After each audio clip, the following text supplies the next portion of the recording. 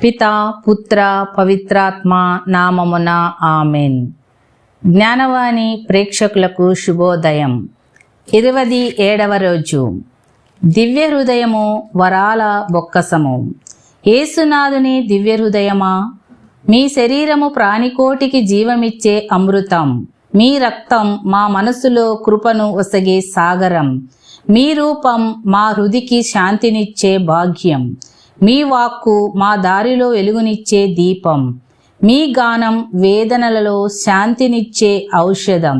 మీ పలుకు మా బాధలలో ఊరటనిచ్చే ఆయుధం. మీ హృదయం సకల వరప్రసాదాల బొక్కసం. మత్తయి 14:44. యేసునాథుడు చెప్పిన ధనము మనకు మోక్షానందం ఒసగెను, వారి హృదయమే అనుటకు సందేహం లేదు.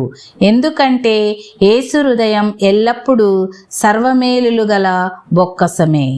ఆ తిరు హృదయం సర్వమేలులు ఇంకని చలము ఆయు ఉండగా తన యందుండు సంపూర్ణ ఐశ్వర్యముల చేత మనలను పూరింప త్వరపడుచున్నది. పరలోక రాజ్యము ఆణిముత్యములు వెతుకు వర్తకుని వలె ఉన్నది.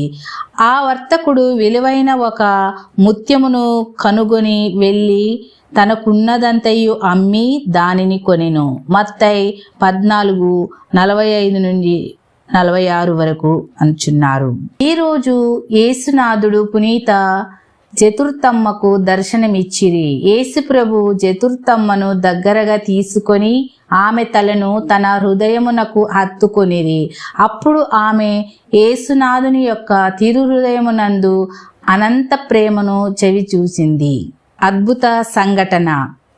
ఫ్రాన్స్ దేశములో కొందరు గురువులు యేసు దివ్య హృదయమును గూర్చి ప్రచారము చేయు ఉద్దేశముతో ఒక పత్రిక యందు ఈ క్రింది అద్భుత సంఘటనను ప్రచురించిరి. ఒక క్రైస్తవుడు యేసు యొక్క తిరు హృదయము నుండి పొందిన మేలైన వరప్రసాదమేమనగా, అతను అనేక సంవత్సరములకు ముందు సిగ్గు చేత పాప సంకీర్తనములో ఒక చావైన పాపమును దాచుకొని అయోగ్యముగా సప్రసాదమును లోకొనెను.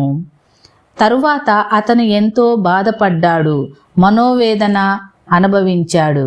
ధైర్యముతో తన పాపములన్నింటినీ ఒప్పుకొని పశ్చాత్తాపపడి మంచి పాప సంకీర్తనము చేసి దివ్య సప్రసాదము స్వీకరించాడు. ఆత్మ సమాధానమును పొంది యేసు తిరు హృదయమునకు కృతజ్ఞతా స్తోత్రములు చెల్లించారు. సుకృత జపము. దివ్య సప్రసాదములో మరుగయ్యుండు యేసు దివ్య హృదయమా, మాలో విశ్వాసము, నమ్మిక, దేవప్రేమ అను పుణ్యములు అధికమధికముగా పెంపొంద అనుగ్రహించండి. ఆమెన్. పితా పుత్ర పవిత్రాత్మ నామమున ఆమెన్.